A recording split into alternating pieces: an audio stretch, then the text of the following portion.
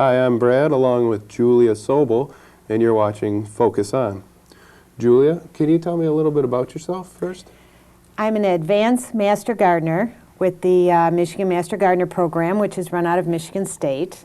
And I own a small garden company called Yardscape that does garden work in St. Clair and Sanilac County. Okay. And can you tell us about the event that's coming up here?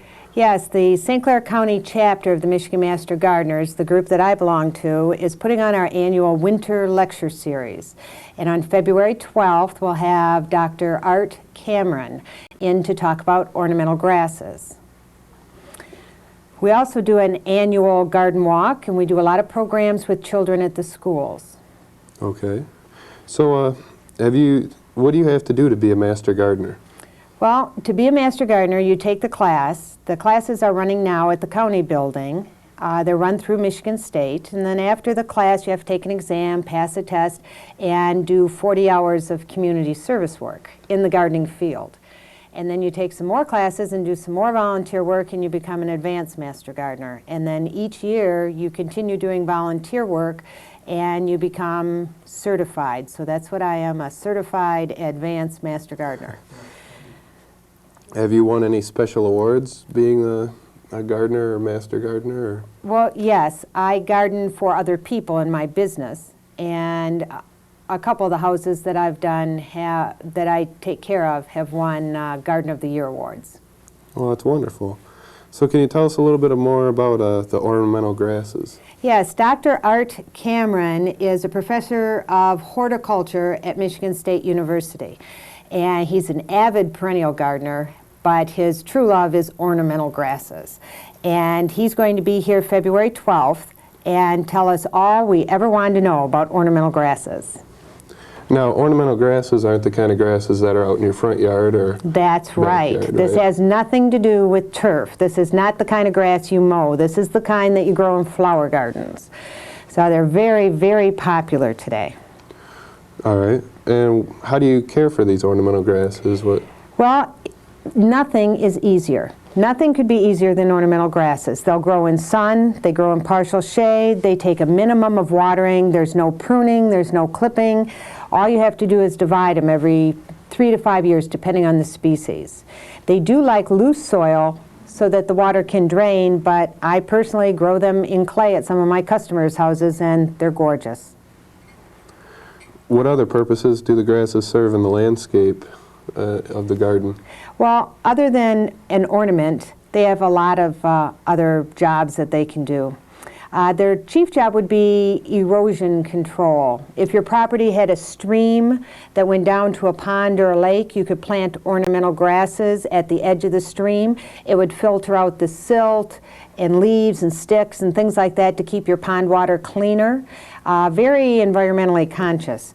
They also provide a wonderful windbreak. People plant them around their decks and patios, a little bit away from the patio, so that it breaks the wind.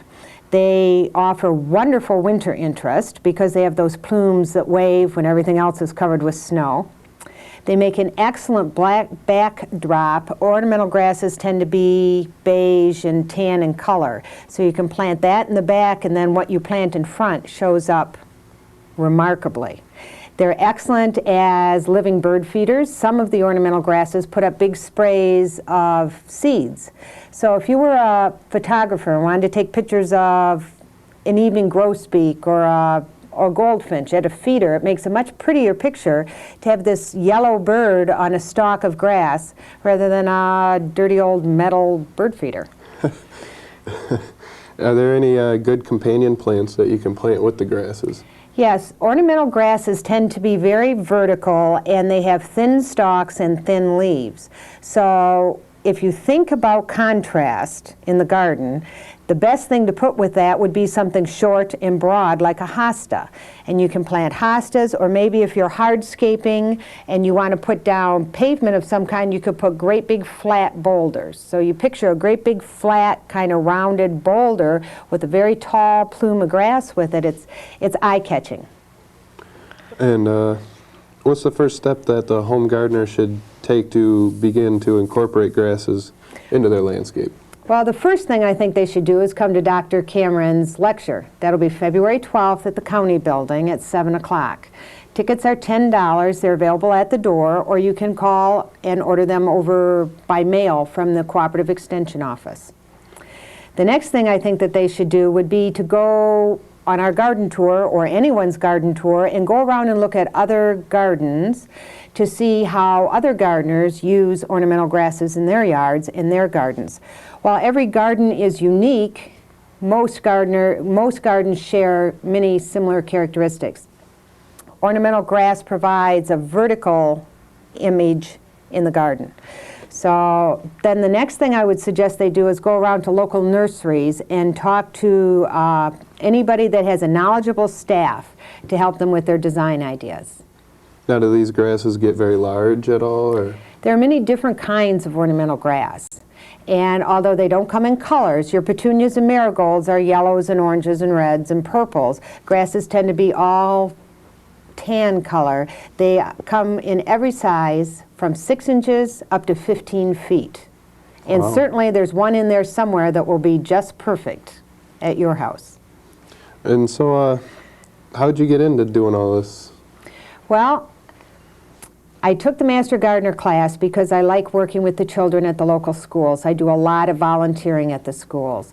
And I realized there was a big call for maintenance gardeners. So I started my business, and I go to people's houses and maintain their gardens for them. And they enjoy them, and then So you've always kind of had a love for gardening or I've gardened planting since and- I was a little child. I've always loved gardening. Oh, that's wonderful. What is the best time to plant some of these plants that you've been talking about, the ornamental grasses? The best time to plant the grasses would be in the spring. But if you have water available at the site, you could really plant any time. So if you don't have an underground irrigation system and you have a hose, you could plant it in July in the middle of a heat wave. So long as you give it adequate moisture, it will seep right in. And then after the first year, they don't require any watering at all. Is there anything else you'd like to add to this? Yes, I'd like to remind everybody that Dr. Art Cameron will be here on February 12th, 7 o'clock at the County Building, downtown Port Huron. Tickets are available through the mail by contacting the Cooperative Extension Office, or they can buy their tickets at the door that night. Tickets are $10, and it will be an excellent presentation. In March, we have Ms. Elaine Chittenton, who is the collection manager at the Beale Botanical Gardens, and she'll be talking about the impact of native plants in the landscape. And in April, to conclude our series, we have Dr. Robert Schutzke, professor of horticulture, and he's going to talk about pruning. So all three will be great. And it sounds interesting. Very interesting. I'm Brad, and you've been watching Focus On along with Julia Sobel, and thank you for watching.